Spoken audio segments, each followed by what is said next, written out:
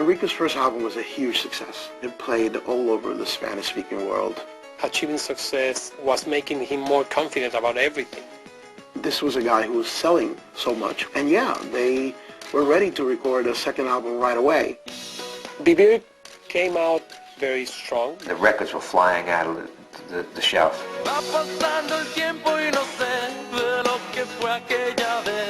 He had tons of number ones everywhere at radio. That's when they really put the pressure on going out on tour.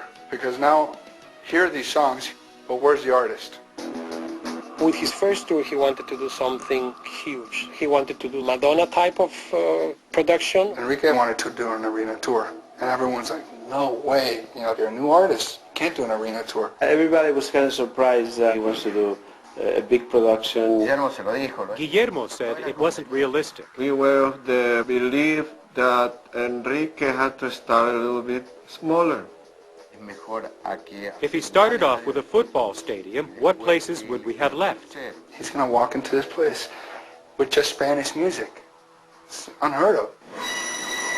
This is a train wreck ready to happen, I felt was not a very good decision. Enrique's like, I'm not going to do a tour if it's not an arena tour or a stadium tour. Enrique is a Taurus, and they are strong animals. When he sets his mind to do something, he's going to do it 150%, or he's not going to do it at all. Enrique has a way of asking for things that you cannot say no.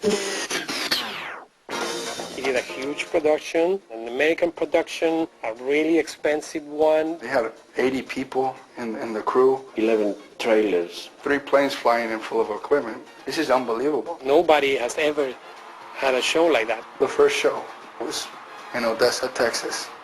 As soon as he walked on that stage for the first time, I'll never forget.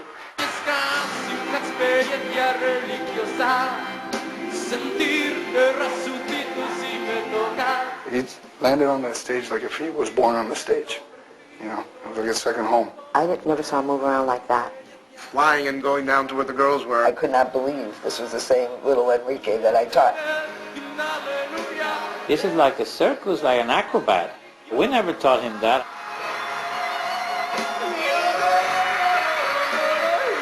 Oh my God, I remember being with his nanny, and she was, Enrique, hold yourself to the thing, Enrique, when he's on stage, after growing up, going to these concerts, he's living his dream. That same charisma and that same aura that I had seen in him in that little room where I met him just exploded on stage. Of course, there were 15,000 screaming girls in front of him. People were like passing out on the front.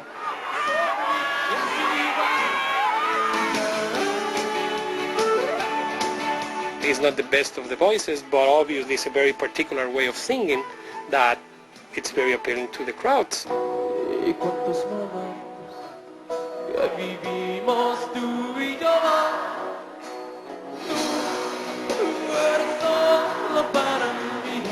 He saw his father so many times performing live that he knew how to handle the live performance. When you worked with Julio, the first 10 rows of women were just dying.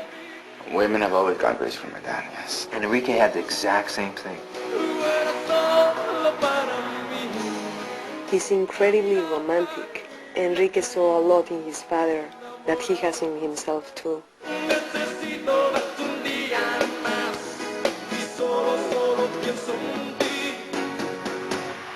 Everything just seemed like it blended together. Artist, image, music, all came into one with that first tour. He proved to everybody that he had the talent to really make it happen, that he was as good as his dad, or better than his dad. Now you'd think after 25 years, the American Music Awards would have seen it all. But something really unusual happened in this category. For the first time ever, a father and son, Julio and Enrique, are competing for the same award. It was the first time that Enrique and his father came head-to-head in the business. And that's difficult. Now, there'd be a lot of pressure for him. He goes, how can I compete with my father? I'm not going to compete against my father. It's my blood. He was as nervous as could be. And the winner is Julio Iglesias.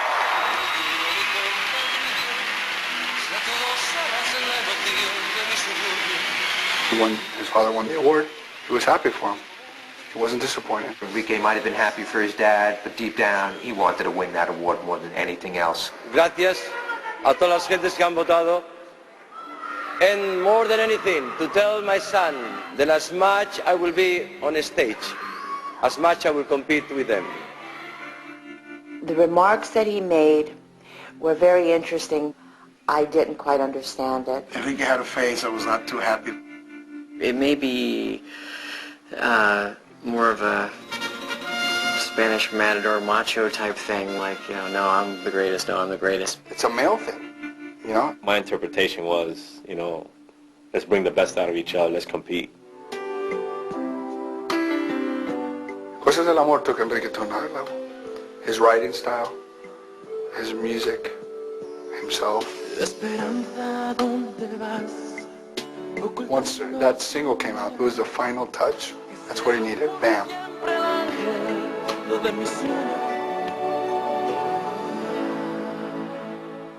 Out of 3 albums that we released, we had 12 #1 singles. It just turned into a virus. It got in everywhere. Enrique became huge. Fonovisa, without a doubt, put him on top of the Latin world. He'd sold so many records in South America, and it was time to do something new. He just wanted to keep on moving and become bigger, and singing in English was a tool to get there. He wanted to go into the English market from the beginning. Moving out of the Spanish market into the English market is a huge risk. There was a risk that people in Spanish were going to feel abandoned. The Latin people tend to be very jealous if you try to move into another market. It could have killed his career. Just because you were Spanish and singing these songs doesn't mean anything that America would like you. It's like starting from scratch. Coming up, Enrique meets his match. Ricky came on to the scene and blew everybody away. He was unbelievable. Well, that was very good. That was excellent. But I mean, we don't have pineapples in our heads. Enrique didn't want to be a part of this so-called Latin explosion. And later, a legendary shock jock puts Enrique to the test.